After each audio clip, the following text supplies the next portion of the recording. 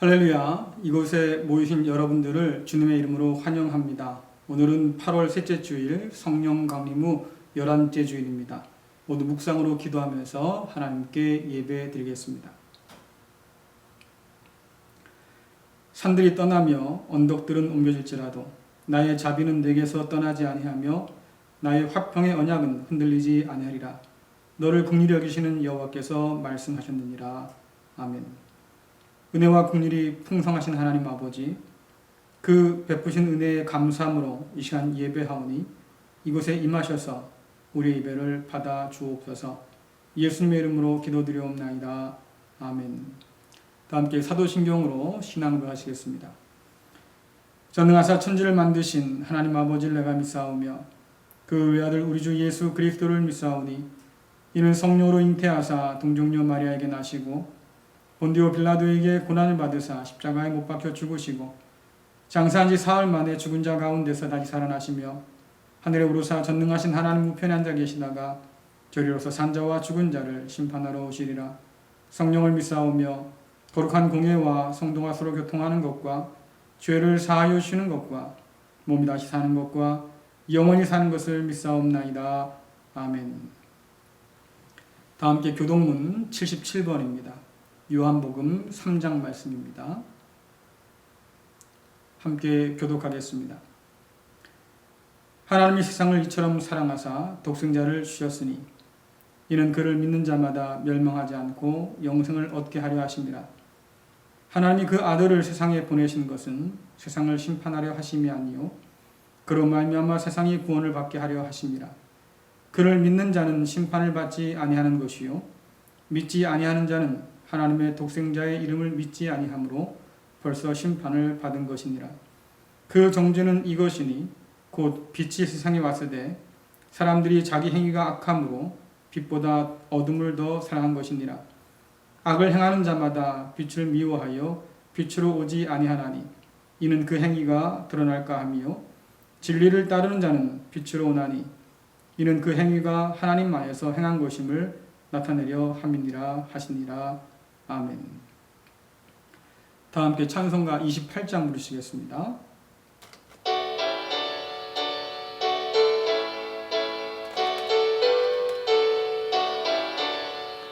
복의 근원 강림하사 찬송하게 하소서.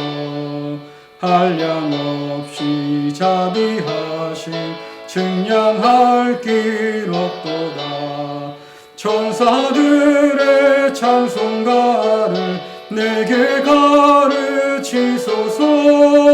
구속하신 그 사랑을 항상 찬송합니다. 주의 크신 도움 받아 이때까지 왔으니 이와 같이 천국에도 이르기를 바라네. 하나님의 품을 떠나 죄에 빠진 우리를 예수 구원하시려고 보혈 흘려 주셨네. 주의 귀한 은혜 받고 일생 빚진 자 되네. 주의 은혜 사슬 되사 나를 주께 매소서. 우리 마음은 연약하여 범죄하기 쉬우니 하나님이 받으시고 천국인을 치소서. 아멘. 언제나 저희들을 지키시며 인도하시는 하나님 아버지, 복된 날을 허락하시고 예배의 자리로 나와 계신 하나님 아버지께 감사와 찬송과 영광을 돌려옵니다. 이 예배가 아버지께는 기쁨이 되게 하시고 저희 모두에게는 삶의 지혜를 얻는 믿음의 시간이 되도록 인도하여 주시옵소서. 지난 한 주간에도 주님의 인도하시고 보호하셔서 믿음의 자녀로 살아왔음을 고백합니다. 하지만 세상의 어려운 환경 때문에 주저하고 낙심하고 앞으로 나아가지 못하며 염려하며 일주일을 보낸 저희들의 모습에 하나님께서 하신다는 것을 의심하고 지명한 것이 사실임을 또한 고백합니다. 불쌍히 여겨 주시옵소서. 믿음 없는 저희들을 용서하여 주시고 더욱더 온전한 마음으로 주님 앞에 가까이 가는 믿음의 근속들 되도록 다 인도하여 주시옵소서. 코로나19 때문에 점점 저희들의 생활이 옥조이며 두려워하며 하루하루를 보내고 있습니다. 믿는 근속들을 붙들어 주셔서 코로나19 백마 속에서 저희들을 노임받게 하여 주시며 강권적으로 역사하여 보호하여 주시옵소서. 언제나 조심하며 생활할 수 있도록 지혜를 더하여 주시옵소서. 긴 장마다 더위에 맞서는 근속들의 일상을 일일이 챙기시며 지켜주셔서 믿음 생활에서 더욱더 강건해지게 하시며 하나님의 말씀을 묵상하며 실천하며 향내내는 저희 갈릴리 모든 근속들 되도록 지켜주시옵소서. 코로나19 때문에 예배를 기히 여기지 못하는 마음과 행함이 나태해지는 이때에 더욱 간절함을 하나님께 붙잡혀 모든 문제를 주님 앞에 구할 수 있게 하여 주시고 주님 앞에 해결받는 믿음의 성도들이 다 되게 하여 주시옵소서. 언제나 준비하고 기다리며 축복하시는 하나님 아버지, 처음은 미약하였으나 나중에 청백케 하시는 하나님이심을 굳게 믿고 고난을 통하여 지나가게 하시고 이기게 하시고 인도하셔서 마침내 기쁨의 멸류관을 예비하신 하나님이심을 온전히 믿고 의지하며 따르게 하여 주시옵소서. 믿음 안에서 든든히 서게 도와주시옵소서. 새로운 사업장과 직장과 가정과 자녀들이 더욱더 화합하고 연합하여 이 어려운 시기를 잘 견디게 도와주시고 믿음의 길에 서서 서로 의지하고 함께 가고 이루어내는 갈릴리 모든 공동체가 되도록 도와주시옵소서. 어린이 여름 성경학교를 은혜 가운데 마치게 하신 하나님 아버지, 가르치는 선생님들을 노고를 위로하시고 어린이들의 마음 깊은 속에 예수님의 사랑을 심어 간직하는 시간이 되게 하여 주시옵소서. 긴 장마가 끝나고 무더운 여름이 진행되는 이 계절에 근속들의 건강을 붙들어 주시옵소서. 믿음의 길이 고난의 길이 아니라 기쁨의 길임을 알게 하시고 그 길 따라 갈 수 있는 확신을 가질 수 있게 하여 주시옵소서. 오늘도 말씀을 들고 다니셔서 목사님 붙들어 주셔서 영육간에 강건케 하셔서 전하는 그 말씀이 이 세상을 살아가는 진리의 푯대가 되는 말씀 되게 하시고 성도들의 가슴 속에 깊이 심어지는 시간 되게 하여 주시옵소서. 언제나 저희들을 지키시며 인도하시며 마침내 이루어 주시기를 원하시는 예수 그리스도 이름으로 간절히 기도드리옵나이다. 아멘. 오늘 신 말씀은 요한복음 8장 3절부터 9절까지 말씀입니다. 쉬운 성경으로 봉독해 드립니다. 그때 서기관들과 바리새인들이 간음하다가 현장에서 잡힌 여인 한 명을 끌고 와서 모인 사람들 앞에 세우고 예수님께 물었습니다. 선생님, 이 여인이 간음하다가 현장에서 붙잡혔습니다. 모세는 율법에서 이런 여자들을 돌로 쳐 죽이라고 우리에게 명령하였습니다. 그런데 선생님은 뭐라고 말씀하시겠습니까? 그들은 예수님을 고소할 구실을 얻기 위해 이렇게 시험한 것이었습니다. 그러나 예수님께서는 몸을 굽혀 손가락으로 땅에 글을 쓰였습니다. 사람들이 그 자리에 서서 계속해서 묻자 예수님께서는 몸을 일으켜 그들에게 말씀하셨습니다. 너희 중에 죄 지은 적이 없는 사람이 먼저 이 여인에게 돌을 던져라. 이 말씀을 하시고 예수님께서는 다시 몸을 굽혀 땅에 걸을 씌웠습니다. 사람들은 이 말씀을 듣자 나이 많은 사람들로부터 시작하여 하나둘씩 떠나가고 예수님과 거기 홀로 서 있는 여인만 남게 되었습니다. 아멘. 할렐루야. 아멘. 네, 거룩한 주일 여러분들 예배하러 오셨지요? 우리 함께 인사 나누겠습니다. 사랑합니다. 축복합니다. 잘 됩니다. 사랑합니다. 축복합니다. 잘 됩니다. 네, 어제로 긴 장마가 이제 끝난 것 같아요. 일기부 들어보니까 오늘부터는 무더운 여름이 시작될 것이다. 아마 늦게까지 더위가 이어질 것 같습니다. 남은 여름도 여러분 건강하게 잘 보내시면 좋겠고요. 혹시 이번 비에 피해 입으신 분 우리 교인 중에 계신가요? 없으셔요? 네.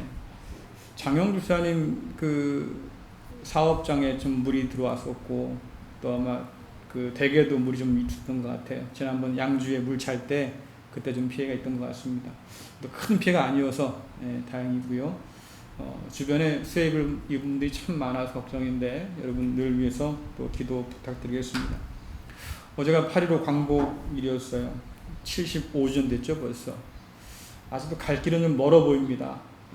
하지만 이 민족이 이 위기를 잘 이겨내고 우리가 꿈꾸는 것처럼 아무도 흔들 수 없는 그런 나라로 속히 서기를 간절히 바라고, 나라를 지키기 위해서 목숨을 바쳤던 수많은 독립군들, 우리의 조상들, 그분의 뜻을 이 나라가 잘 이어가기를 바랍니다. 수도권 지역에 코로나19가 지금 확산 중에 있어요. 참 안타깝게도 이번엔 교회가 그 중심 가운데 있습니다. 납득할 수 없는 이 상식적이지 않은 일들로 인해서 교회가 지금 많은 비난을 받고 있어요. 지난주에 말씀드렸죠. 교회가 신천지와 다를 게 뭐 있냐, 이 말을 지금 듣고 있는 상황이에요. 제가 이 상황을 쭉 보면서 이게 바른 믿음 갖고 사는 게 이렇게 어렵구나, 또 바른 믿음 갖고 사는 게 참 중요하겠구나 다시 한번 깨닫습니다. 여러분들 장로님 기도하신 것처럼 믿음이 해이해질 수 있는 때예요. 예배가 그렇게 중요하게 생각하지 않고 말씀 따라 사는 게 뭐 이렇게 중요하냐, 내 코가 석자인데 이러기 쉬운 때인데, 그러나 우리가 정신 바짝 차리고 바른 신앙 붙들려고 애쓰지 않으면 그럼 다 떠내려갈 거예요. 다 떠내려갈 거예요. 성경에 보면 두 사람이 맷돌 갈다가 한 사람은 떠내려가고 한 사람은 남아요. 그죠? 우리는 사라진 사람을 휴가받았다고 생각하는데 그건 그렇지 않습니다. 남아있는 사람이 복된 거예요. 그 사람이 산 사람이에요. 휩쓸려 간 사람이 결국은 심판받는 사람입니다. 세상이 이래요. 여러분들 정신 차리고 신앙 붙들면서 바르게 하나님 섬기며 살기를 간절히 축원합니다. 요즘 단어나 이 말들을 젊은 사람들이 자꾸 줄여 말하잖아요. 그래서 대화를 하다 보면 대화가 안 통해요. 그게 무슨 뜻이야? 다시 물어봐야 되고 확인해야 되지 않습니까? 한 가지 여쭤볼게요. 여러분, 스몬비라고 아세요? 스몬비. 이런 건 몇 개 좀 알아둬야 애들하고 말할 때 좀 말 통할 거 아니에요? 스몬비. 이게 스마트폰하고 좀비하고 합쳐진 말이랍니다. 그래서 길 가다가도 여러분들 스마트폰 가면서 이렇게 하는 사람 있잖아요. 이런 사람 보고 스몬비라고 그래요. 보험하는 분들은 이런 사람들 때문에 사고가 많이 난답니다. 낙상 사고도 일어나고 차에 부딪히기도 하고 자전거에 부딪히기도 하고, 앞을 안 보는 거예요. 스몬비. 스마트폰만 보고 걸어가는 사람. 그건 아십니까? 슬세권.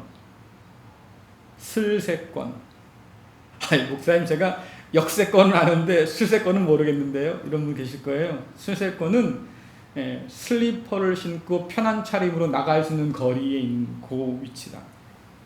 그러니까 뭐 앞에 동네 가게 갈 때 차 데리고 가는 사람 없잖아요. 그렇죠? 그러니까 슬리퍼 그냥 신고 편하게 갔다 올 수 있는 그런 지역, 가까운 지역, 슬세권이라고 그래요. 그럼 여러분, 갑통알은 뭘까요? 갑통알. 이게 알통도 아니고 도대체 뭘까? 갑바가 나왔다는 얘기일까? 갑통알. 들어는 보셨어요? 저도 처음 들었어요, 이 말은. 근데 이 뜻을 보니까 쉽게 풀면 되더라고요. 갑자기 통장을 보니까 알바를 해야 할 것 같다. 통장 잔고가 비어서 예, 현실적으로 좀 큰 충격을 받는 거예요. 야, 이거 큰일 났다. 알바도 해야지. 그래야 살겠다. 뭐 이런 거잖아요. 그러면 삼귀다. 삼귀다. 제가 이걸 보면서 야, 우리 젊은 애들 머리 진짜 좋구나. 삼귀다. 여러분 그 말씀 아시죠? 썸 탄다. 이게 뭐 연애를 하는 것은 아닌데 그냥 서로 알아가면서 이렇게 지내는 그 단계야. 연애하기 전 단계 이렇게 말하는데 삼귀다가 그런 거예요. 사귀다의 전 단계. 사자 전에 삼이잖아요. 그래서 삼귀다. 이제서야 하시는 분은 좀 느린 거예요. 자, 그렇다면 좀 쉽게 한번 여쭤볼게요. 여러분 답정너는 아십니까? 답정너. 뭔 준말일까요? 답은 이미 정해졌으니까 너는 뭐라는 거예요? 정해진 그 정답만 말하면 돼. 이런 뜻이에요. 자, 이게 어떤 경우냐면 내가 듣고 싶은 말은 이미 정해져 있어요. 내 머릿속에 이미 결론은 났어요. 근데 상대방이 그 얘기를 해주길 원하는 거예요. 그래서 내가 맞다는 것을 증명하고 싶은 거죠. 이게 답정너의 뜻입니다. 요즘 사람들이 그런 사람 많아요. 그래서 이미 뜻은 정해놓고 답은 정해놓고 말이죠. 누군가 그것을 말해주기를 은근히 바라는 거. 그래서 돌려 말하기도 하고 때로는 직접 강요하기도 하고 이런 경우 있습니다. 자, 그런데 예수님 시대 때도 이런 답정너가 있었다는 것이죠. 주님을 찾아와서 도전했던 바리새인과 서기관들이 바로 그런 사람들이에요. 그들이 주님께 던진 질문들을 보면 야, 참 머리 잘 썼다. 그렇죠? 어떻게든 자기가 원하는 답을 얻으려고 하는구나 이런 걸 볼 수 있는데, 자, 여러분 주보에 있습니다. 마태복음 22장 15절부터 17절까지 말씀 같이 한번 읽겠습니다. 시작. 그때 바리새파 사람들이 가서 예수님의 말씀을 트집잡아 예수님을 함정에 빠뜨리려고 공모했습니다. 그들은 자기들의 제자들을 헤롯 당원들과 함께 예수님께 보냈습니다. 이들이 말했습니다. 선생님, 우리는 선생님이 진실한 분이며 하나님의 길을 올바르게 가르치시며 사람의 얼굴을 보지 않으시므로 아무에게도 치우치지 않으신다고 생각합니다. 선생님이 생각하시는 것을 우리에게 말씀해 주십시오. 가이사에게 세금을 바치는 것이 옳습니까? 옳지 않습니까? 아멘. 이 사람들은 늘 예수님을 견지했던 사람들이거든요. 그런데 웬일로 예수님을 찾아 나왔어요. 그리고 아첨하잖아요. 주님은 진실한 분이십니다. 하나님의 길을 사람들에게 올바르게 가르치는 분이시지요. 사람에 대해서 이런 편견이 없는 분 아닙니까? 그래서 감히 엿주려고 찾아왔습니다. 여러분들 이런 사람 조심해야 돼요. 예수님 말씀을 이들이 예수님께 대해서 하는 얘기를 들어보면 틀린 말이 아니에요. 예수님은 선하신 분이고 진실하신 분이시고 하나님 말씀을 잘 가르치는 분이시고 사람을 편견을 갖고 보지 않아서 죄인들도 품 안으시는 분이시고 이런 분이잖아요. 틀린 말은 아닌데 이 사람들이 하면 좀 긴장할 필요가 있다 그 말이에요. 도대체 왜 예수님께 모여와서 이렇게 아첨할까? 말씀 보니까 난처한 질문을 던져서 예수님을 함정에 빠뜨리려고. 그게 목적이에요. 자, 근데 그들이 갖고 온 질문이 뭡니까? 당시에 아주 민감한 세금 문제. 뭐 요즘에도 이 세금 문제는 굉장히 민감하죠. 자, 근데 유대 시대에는 훨씬 더 민감했어요. 왜냐니까 로마 황제에게 세금을 바치는데 이것이 옳으냐 그냐를 묻는다고 하는 것은 로마 황제의 통치에 찬성하는 거냐 반대하는 거냐 뭐 이런 뜻이잖아요. 그러니까 로마 황제에게 세금을 바치라고 한다고 하면 당신 로마의 부역자구나, 민족의 반역자군 이렇게 낙인이 찍힐 거고, 세금 바치지 말라고 그러면은 당신 로마 황제에 대한 반역자네 뭐 이렇게 지금 낙인이 찍힐 거예요. 그러니까 예수님께서 어떤 식으로 말씀하셔도 함정에 걸릴 수밖에 없는 상황이에요. 여러분 세상의 문제는 그렇게 간단하지 않지요. 복잡해요. 그런데 사람들이 종종 착각하는 것이 이것을 간단하게 만들어버립니다. 양자택일의 문제로 만드는 거예요. 여러분 중국집 가면 뭘 먹어요? 우리는 흔히 그렇게 묻잖아요. 짜장 먹을래? 짬뽕 먹을래? 그렇죠. 둘 다 먹을 수도 있고, 나 짜장면 짬뽕 이제 싫어, 딴 거 먹을 거야, 울면 먹을 수도 있고. 근데 항상 우리는 양자택일의 문제를 만드는 거예요. 뭐 먹을래? 둘 중에 하나 골라, 뭐 이런 거잖아요. 찬성이야 반대야, 이런 식입니다. 자, 그래서 어떤 답을 주께서 하신다고 해도 결국은 바리새인의 의도대로 되는 거예요. 예수님이 함정에 빠지는 거죠. 이런 일이 또 있었어요. 서기관들과 바리새인들이 주님을 찾아 나왔습니다. 근데 이번엔 그냥 찾아 나온 것이 아니고 음란한 가늠한 여인을 붙잡았다고 성경은 말하고 있어요. 여러분들 오늘 말씀이에요. 요한복음 8장 3절부터 5절 말씀 읽어보겠습니다. 시작. 그때 서기관들과 바리새인들이 가늠하다가 현장에서 잡힌 여인 한 명을 끌고 와서 모인 사람들 앞에 세우고 예수님께 물었습니다. 선생님, 이 여인이 가늠하다가 현장에서 붙잡혔습니다. 모세는 율법에서 이런 여자들을 돌로 쳐 죽이라고 우리에게 명령하였습니다. 그런데 선생님은 뭐라고 말씀하시겠습니까? 자, 요한이 분명히 밝혔지요. 예수님을 고소할 구실을 얻기 위해서 그들이 난처한 주님을 던진 거다라고 얘기하고 있어요. 자, 주님께서 율법대로 돌로 쳐 죽여라고 말씀하신다고 하면 평상시에 원수까지도 사랑하고 용서해라 했던 주님의 말씀과 전혀 다른 말씀이잖아요. 그러니까 죄인들을 품어 안고 그들을 사랑하고 그들에게 하나님 나라의 복음을 가르치고 그들을 하나님의 길로 인도하려고 했던 이 예수님의 모든 것들이 결국 가짜였어, 위선자였다고 사람들이 그렇게 아마 비난했을 거예요. 더군다나 당시 유대인들에게는 사형 집행권이 없었습니다. 이것은 로마 총독에 있던 거예요. 근데 예수님께서 그래 돌 던져 죽여라고 했다고 하면 로마가 갖고 있는 사법권, 사형 집행권을 지금 주님이 월권한 거잖아요. 결국은 로마 대신 사형을 집행하면 로마의 반역자가 되는 거예요. 반대로 죽이지 마라고 하면 하나님께서 우리 조상 모세에게 주신 그 거룩한 율법을 지금 예수님이 무시한다고, 율법을 어긴 거라고 그렇게 또 예수님을 비난할 수 있겠지요. 어떻게 말씀하셔도 이 시험에서 빠져나올 수 없는 그런 상황. 바리새인의 손을 들어주든지 아니면 공공의 적이 되든지 둘 중에 하나일 수밖에 없는 그런 난처한 상황이 된 거예요. 반면에 바리새인은 어떤 상황이 돼도 손해볼 게 없어요. 이렇게 하면 예수님을 반역자로 고소할 수 있고 저렇게 하면 예수님이 우리를 인정해 주는 꼴이 되니까 이 사람들은 손해볼 게 하나도 없는 거죠. 그러니까 주님의 판결을 지금 기다린다고 앞에 서 있긴 하지만 속셈은 뭡니까? 당신이 어떤 판단을 내리는지 내가 평가할 거야. 내가 판단할 거야. 그래서 당신을 로마 법정에 넘기든지 아니면 우리 백성의 손에 넘기든지 둘 중에 하나 내가 할 거다. 바리새인은 사실 손해볼 게 없는 그런 일이에요. 제가 왜 이 말씀을 드리냐면 오늘날 이 주님의 상황이 교회가 처한 상황과 상당히 닮았다 생각이 듭니다. 오늘날 세상은 교회를 향해서 말이죠. 아주 민감한 문제를 가지고 나와요. 그리고 교회가 이 문제에 대해서 뭐라고 말할까? 이미 답은 정해져 있어요.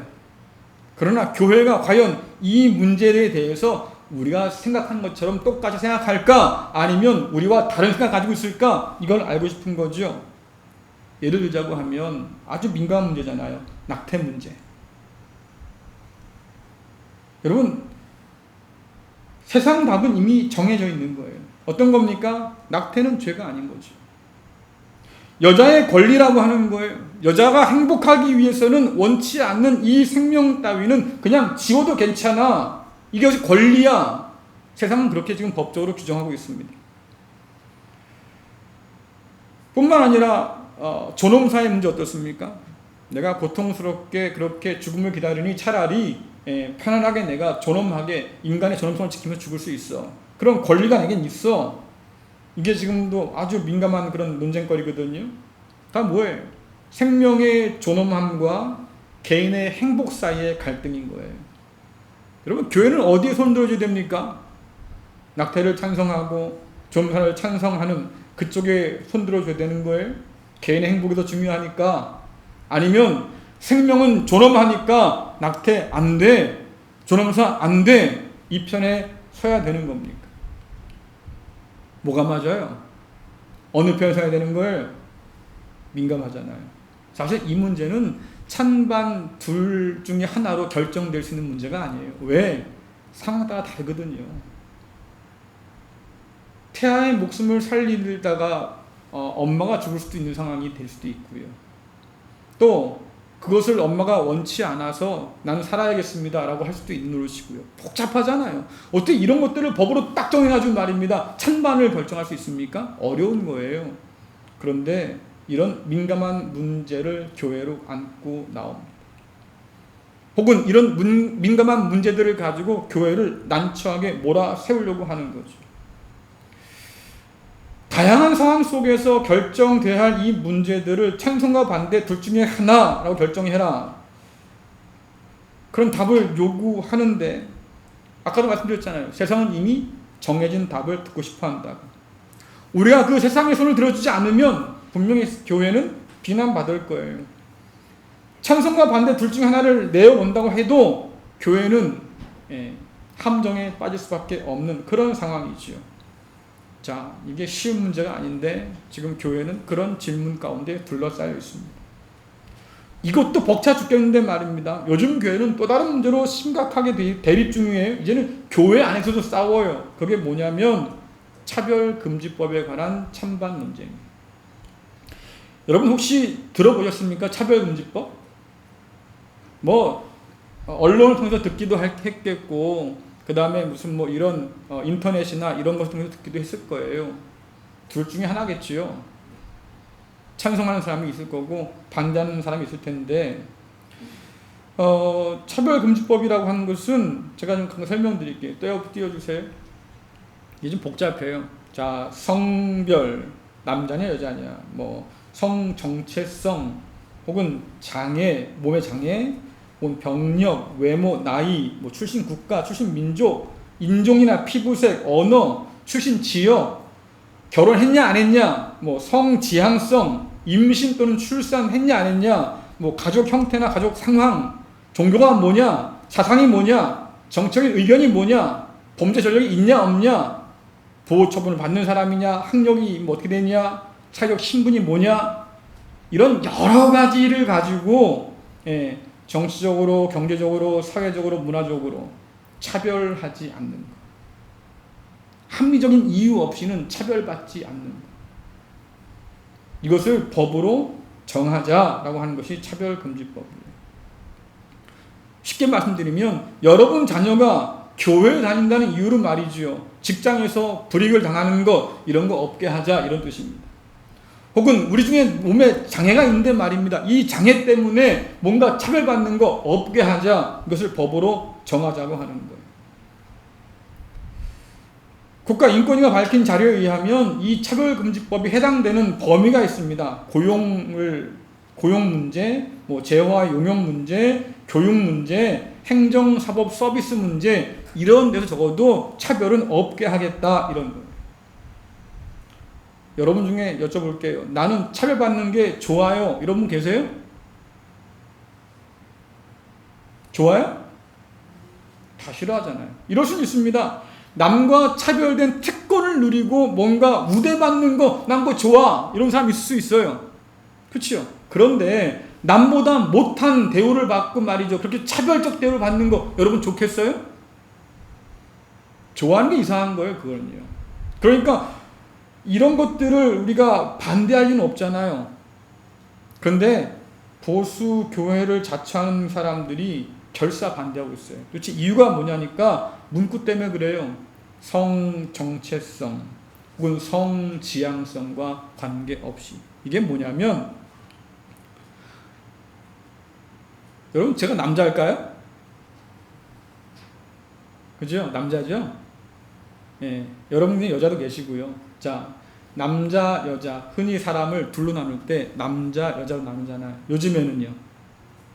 잠깐만요. 저는 모습은 남자인데 제 속에 있는 인격은 여자예요. 저는 여자가 되고 싶어요. 그래서 성전환을 하지 않습니까? 트랜스젠더라고 하지요. 이것까지 포함하는 거예요. 남자나 여자나 성을 바꾼 사람이나 상관없이.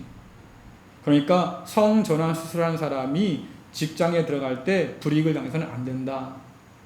이런 뜻이잖아요. 이게 좀 민감해진 거예요. 또 성지향성에 관한 문제가 있습니다. 이것은 뭐냐면 이성애자냐, 남자가 여자를 좋아하고 여자가 남자를 좋아해. 이건 당연한 거지. 그렇게 생각하잖아요. 근데 요즘 사람들은 그렇지 않다고 그래요. 난 남자인데 남자가 좋아. 나는 여자인데 여자가 좋아. 아니면 나는 남자인데 남자 여자 다 좋아. 뭐 이런 사람도 있잖아요. 그러니까 이걸 다 인정하자는 거예요. 그것 때문에 직장이나 아니면 어디에서 그 권리에 차별을 받아서는 안 된다. 이걸 포함하자는 거예요. 왜냐하면 이런 것들은 개인의 취향과 선택이고 개인의 행복 추구권에 관련된 것이기 때문에 헌법으로 이것을 규정할 수가 없다는 거죠.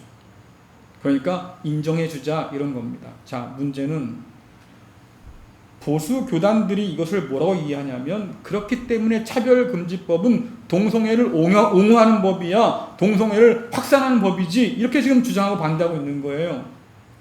그래서 이 차별금지법에 반대하는 사람은 이 사람은 믿음이 신실한 사람이에요. 그래서 창조 질서를 잘 따라 사는 사람이고 하나님 앞에 신실하게 신앙생활하는 사람이라고 그렇게 추켜 세워요. 반대로 나는 차별금지법 찬성한다 이런 사람들은 저 사람은 동성애 지지자야 이렇게 혐의를 덮어 씌운다 그 말이죠. 이게 지금 교회 내에서 심각하게 갈등 상황이에요.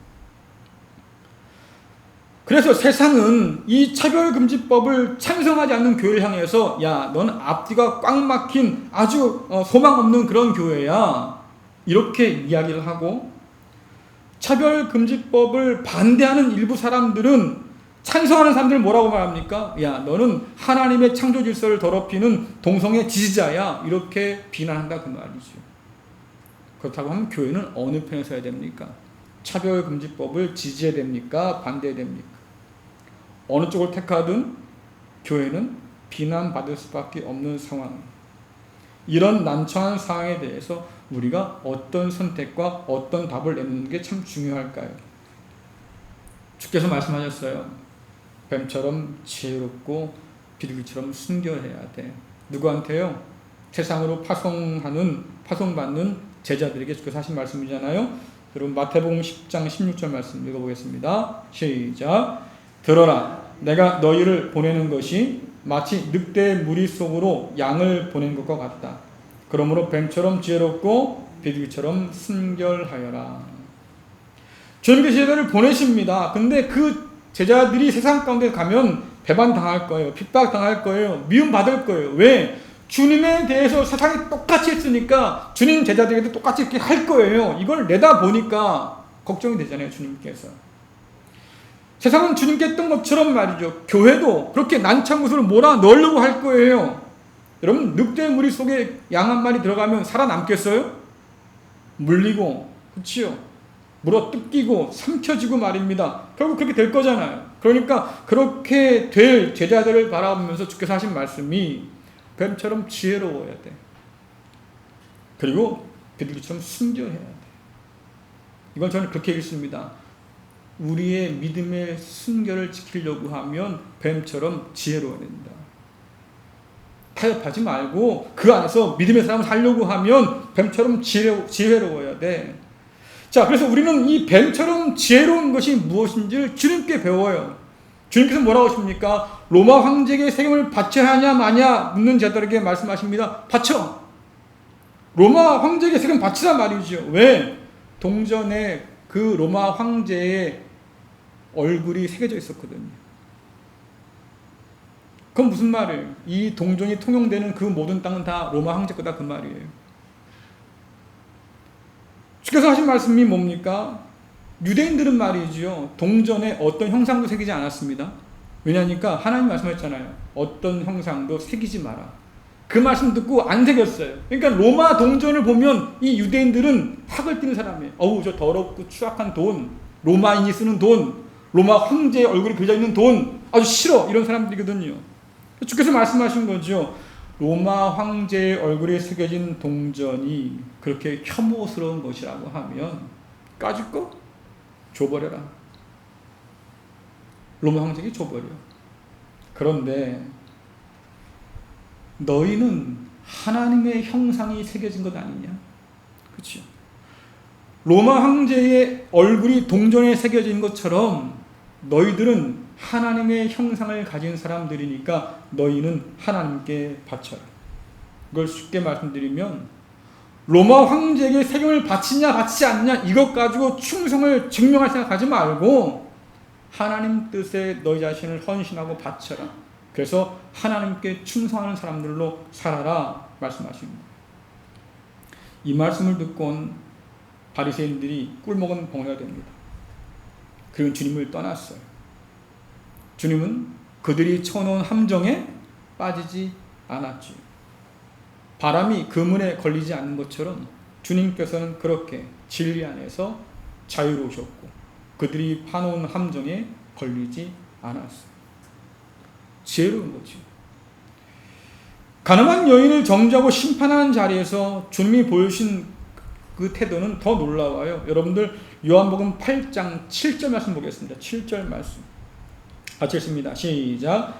사람들이 그 자리에 서서 계속해서 묻자 예수님께서는 몸을 일으켜 그들에게 말씀하셨습니다.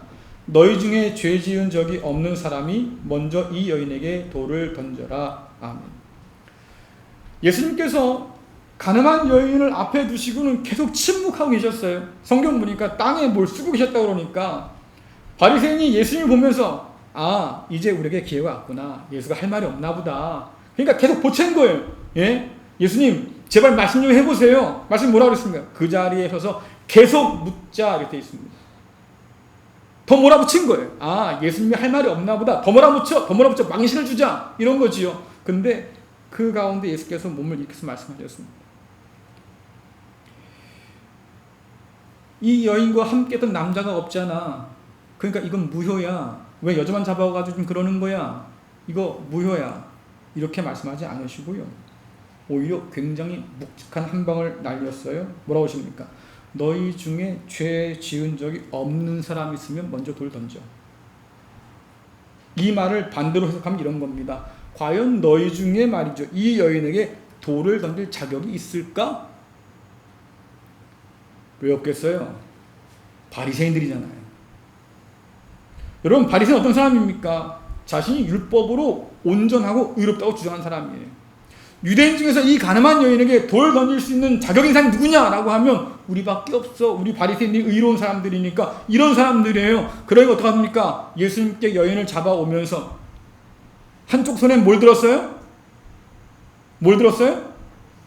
돌 들고 왔다니까요. 던지려고. 그건 무슨 말이에요? 이 여인에게 돌 던질 수 있는 사람은 나밖에 없어. 바리새인밖에 없는 거야. 그러니까 바리새인이 돌을 들고 온 거예요. 자, 그런데 주님께서 말씀하셔요. 정말 너희 자신이 나와 함께 이 여인에게 돌 던질 자격이 있다고 믿는 거야? 한번 생각해봐. 이 말씀 앞에서 말이죠. 바리새인들이 돌을 놓기 시작했습니다. 성경에 보니까 나이 많은 사람부터 돌을 놓고 돌아가기 시작했고 결국 아무도 남지 않았다. 제가 볼 땐 양심은 있던 거예요. 자기가 돌아보니까 주님 말씀이 찔린 거죠. 그래, 내가 이 여인을 정죄할 수 있을 만큼 죄를 짓지 않고 살았다. 야, 감히 그렇게까지는 말 못하겠다. 인정한 거예요. 그러니까 술금에 돌을 놓고 돌아간 거죠. 여기서 끝났으면 참 좋겠는데 그렇게 끝나지 않아요. 주께서 가늠한 여인을 보셨지요. 여러분 요한복음 8장 9절부터 11절 말씀 같이 읽겠습니다. 시작. 사람들은 이 말씀을 듣자 나이 많은 사람들로부터 시작하여 하나둘씩 떠나가고 예수님과 거기 홀로 서 있는 여인들만 남게 되었습니다. 예수님께서 몸을 일으켜 그 여인에게 말씀하셨습니다. 여자여, 너를 고소하던 사람들이 어디 있느냐? 아무도 너를 정죄하지 않았느냐? 여인이 대답했습니다. 주님, 아무도 없습니다. 그러자 예수님께서 나도 너를 정죄하지 않는다. 가거라. 그리고 다시는 죄를 짓지 마라 하고 말씀하셨습니다. 돌을 던질 수 있는 유일한 분이 누구였어요? 주님이셨어요. 바리새인들이 아니라 주님이셨다고요. 그러니까 바리새인이 놓고 간 돌들을 말이죠. 주님이 가지고 여인에게 던질 수 있었겠지요. 근데 주께서 던지지 않아요. 나도 너를 정죄하지 않을 거야. 그렇다고 하면 간음이 죄가 아니라고 말씀하신 겁니까? 아니에요. 분명히 뭐라고 말씀하셔요? 다시는 죄를 짓지 말아라. 간음은 다시 저질러서는 안 될 죄라고 말씀하십니다. 요즘 법에 따르면 개인적 합의에 따른 관계이기 때문에 이건 무죄야. 그렇죠? 이게 무슨 뭐 학교 선생님하고 초등학교 6학년 학생하고 말이죠. 관계를 맺어도 우리 서로 사랑해서 그랬어요. 그러면 무죄가 된 세상 아닙니까?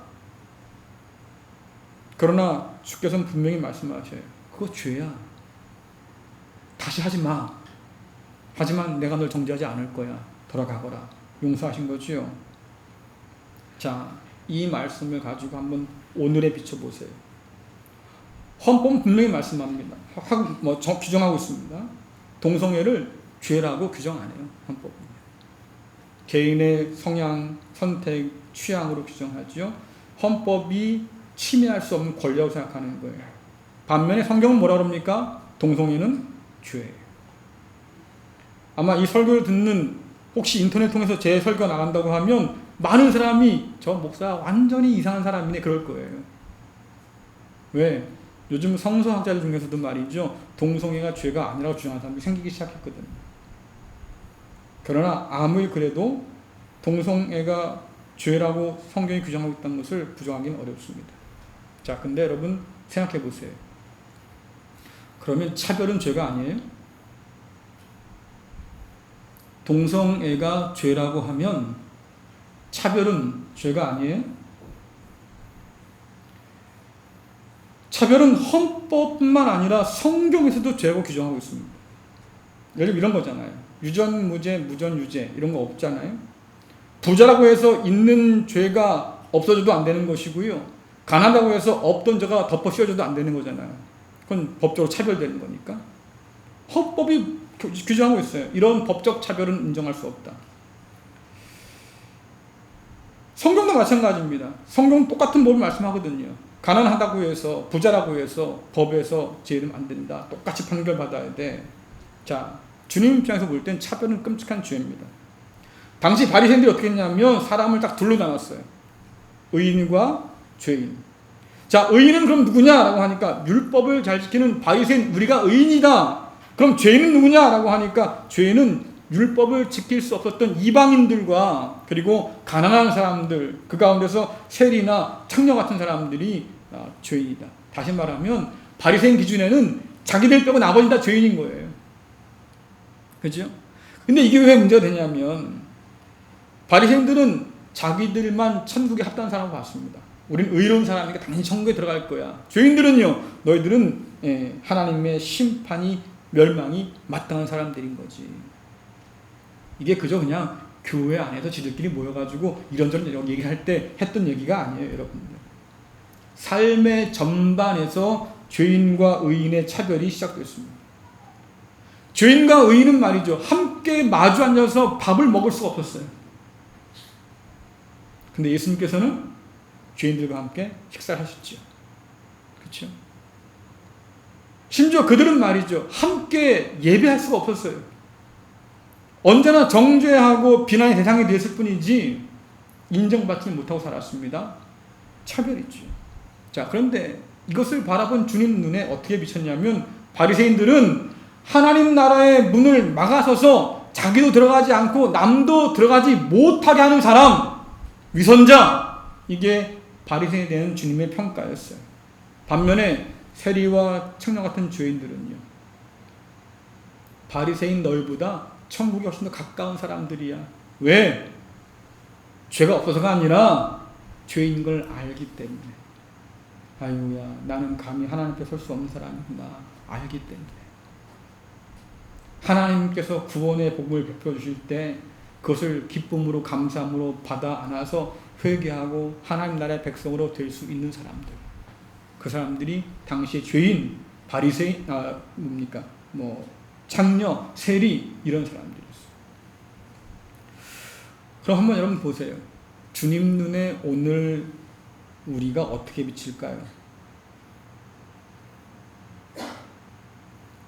주님께서 오늘 저와 여러분을 보실 때 어떻게 보실까요? 교회가 막아서고 있는 동성애자들은 주님 눈에 어떻게 비칠까요?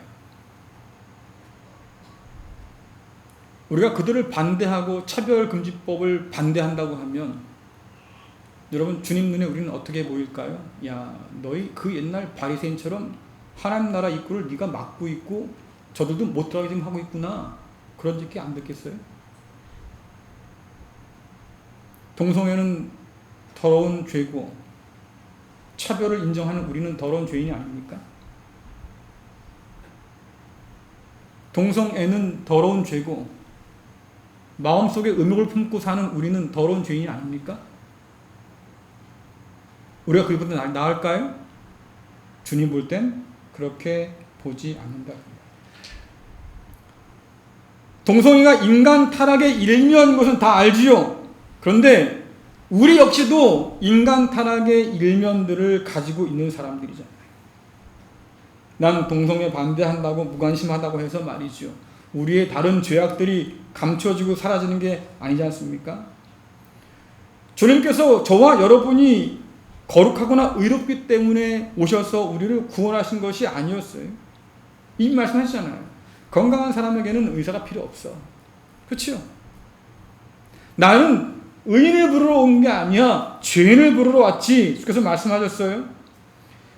성경은 말입니다. 우리가 알고 있는 복음은 바리새인들이 주장하는 종교적인 그런 공식들을 깡그리 무시하는 하나님을 우리에게 보여줘요. 그래서 죄인을 부르고 구원하시기 위해서 그 아들까지 우리에게 보여주신 하나님을 보여주잖아요.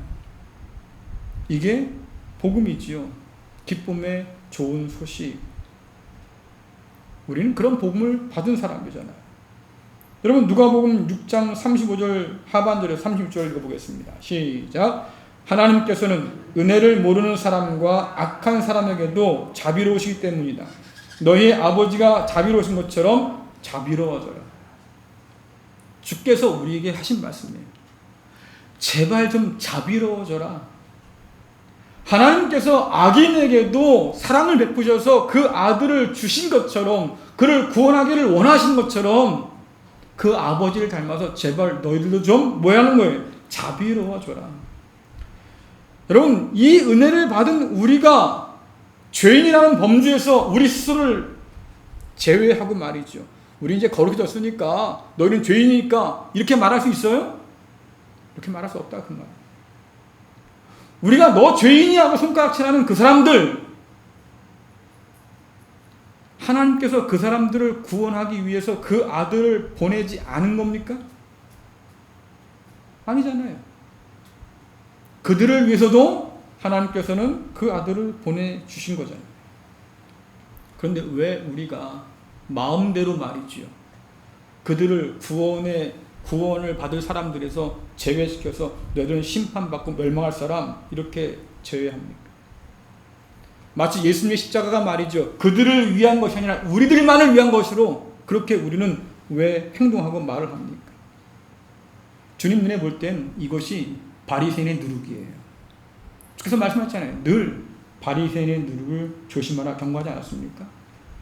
여러분들이 교회 나오면서 마스크 썼어요. 온도를 재고요. 손 소독제도 하고요.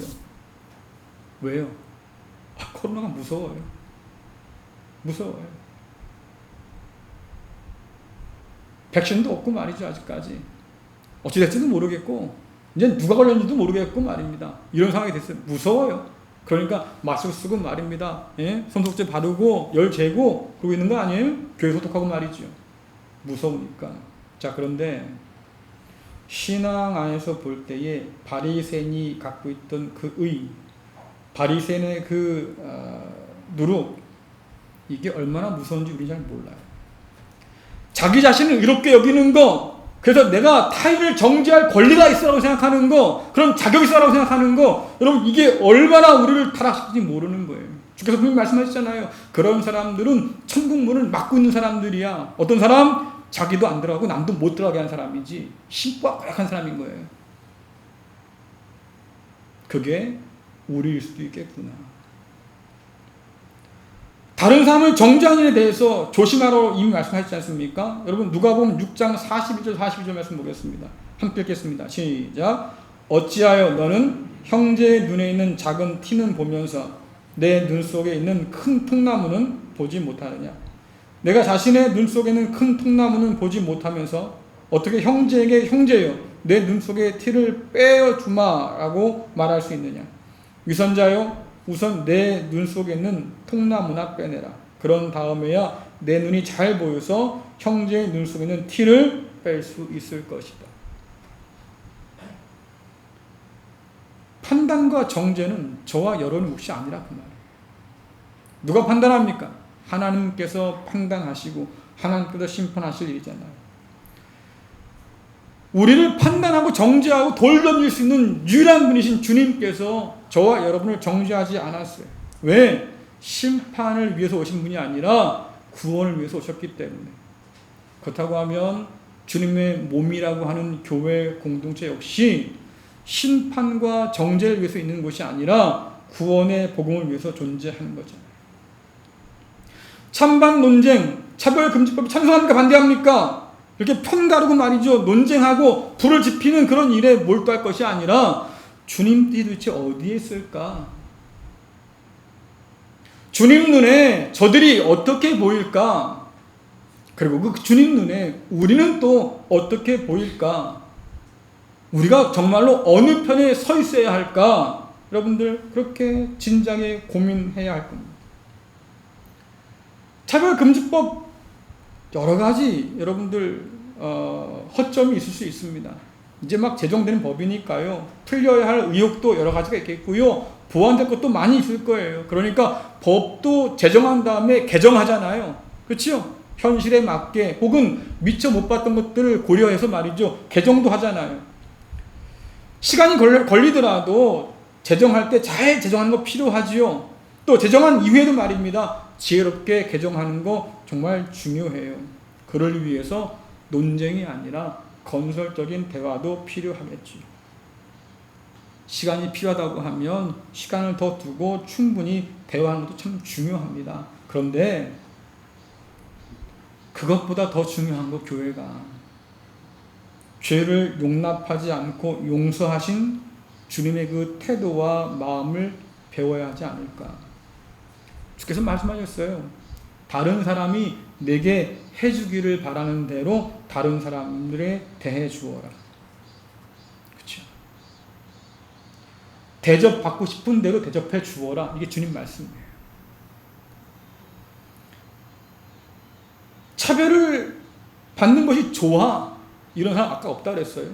그렇죠? 누구나 다 차별받는 게 싫어요.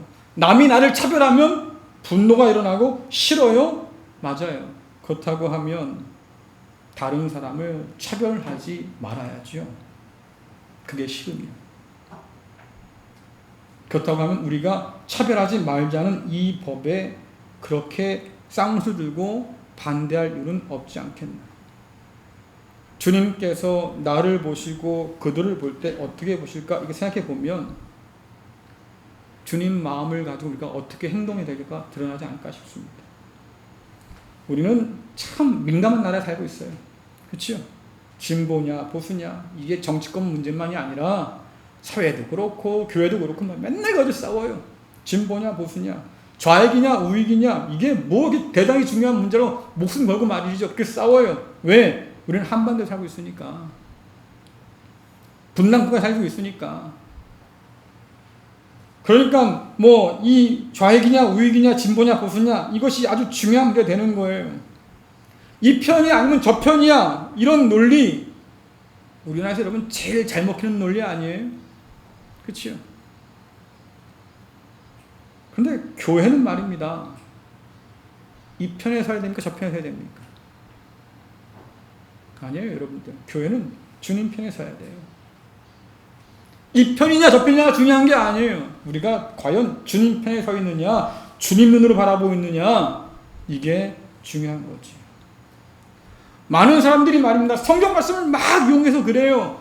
하나님이 내 편에 있어. 주님이 내 편에 있다고. 내가 옳은 거야. 사람들은 그렇게 말합니다. 그런데 정말 중요한 것은 우리가 주님 편에 서 있느냐. 주님께서 보여주신 그 본을 따라서 주님 편에 과연 서 있느냐. 이게 중요하겠지요. 여러분 잊지 마세요. 나 역시 하나님의 용서의 은혜가 필요한 죄인이에요. 자비하신 그 하나님을 본받기를 간절히 원합니다.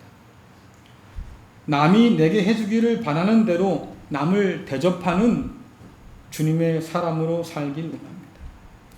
차이를 인정하되 차별하지 않는 그런 성숙한 그리스도의 사람들로 살아서 논쟁 대신에 다툼과 싸움 대신에 하나님께 영광 돌릴 수 있는 그런 우리 모두가 될 수 있기를, 또 한국교회가 될 수 있기를 간절히 축원합니다. 기도하겠습니다. 자비하신 하나님 아버지, 주님을 닮고 하나님을 닮아서 자비로 할 교회가 오히려 차별과 정죄에 앞장서고 있지 않는지 다시 한번 자신을 되돌아봅니다. 죄 없는 자가 먼저 돌로 칠하신 주님 말씀 앞에서 우리 손에 든 돌을 정직하게 내려놓게 하여 주옵소서.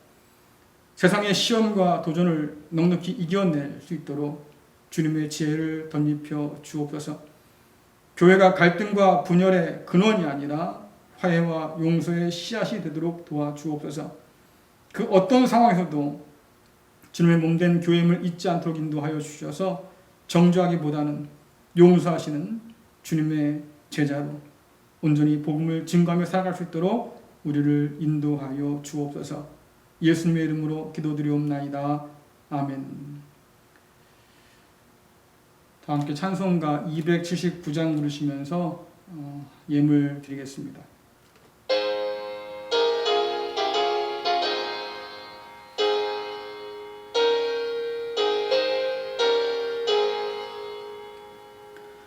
인내하신 그새 주여 내가 비오니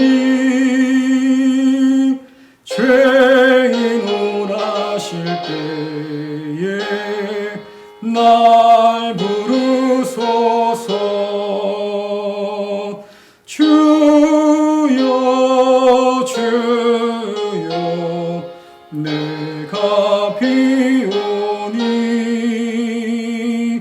죄인 오라실 때에 날 부르소서. 자비하신 보좌 앞에 꿇어 엎드려 자복하고 회개하니 믿음 주소서. 주여 주여 내가 비오니 죄인 오라실 때에 날 부르소서. 주의 공로 의지하여 주께 가오니 상한 마음을 고치시고 구원하소서. 주여 주여 내가 비오니 죄인 오라실 때에 날 부르소서. 만복 근원의 주여 위로하소서. 우리 주와 같으시니 어디 있을까. 주여 주여 내가 비오니 죄인 오라실 때에 날 부르소서.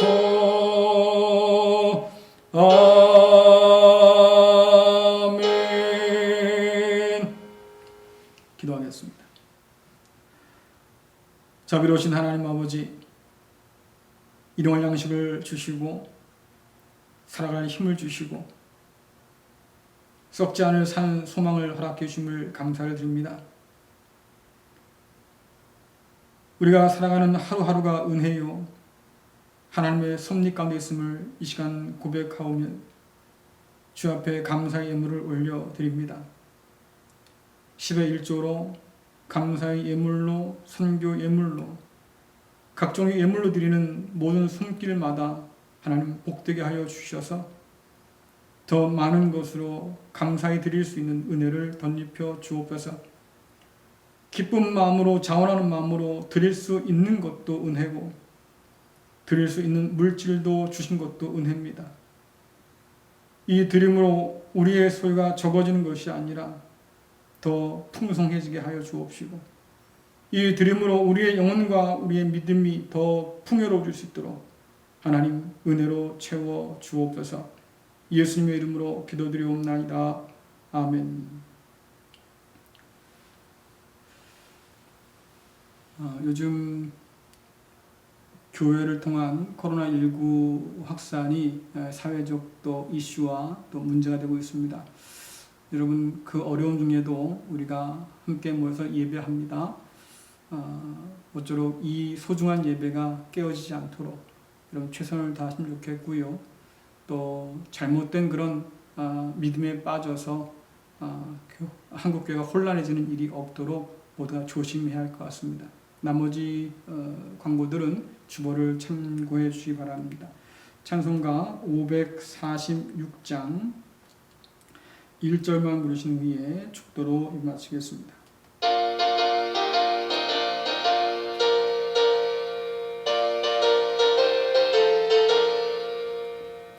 주님 약속하신 말씀 위에서 영원토록 주를 찬송하리라. 소리 높여 주께 영광 돌리며 약속 믿고 굳게 서리라. 굳게 서리 영원하신 말씀 위에 굳게 서리 굳게 서리 그 말씀 위에 굳게 서리라. 기도하겠습니다. 이제는 정죄와 심판이 아니라 구원의 복음을 전하기 위해서 친히 사람 되어 죄인들 가운데 오신 우리 주 예수 그리스도의 은혜와 그 아들을 통해서 용서의 은혜를 베풀어 주시는 하나님 아버지의 크크신 자비하심과 오늘도 자비하신 하나님 아버지를 닮도록 도우시는 성령님의 그 역사하심이 분열과 갈등, 차별과 배제의 세상 가운데서 그리스도의 뒤를 따라 용서와 포용의 삶을 살길 다짐하는 갈릴리 교회 모든 성도들과 저들의 가정과 자녀와 기업 위에 또한 수의 피해를 입은 많은 이웃들과 저들의 삶의 터전 위에 지금도 영원토록 함께 하시기를 간절히 축원하옵나이다. 아멘. 네, 마치겠습니다. 이번 한 주간도 주님과 함께 동행하면서 승리하는 저와 여러분 되면 참 좋겠습니다. 감사합니다.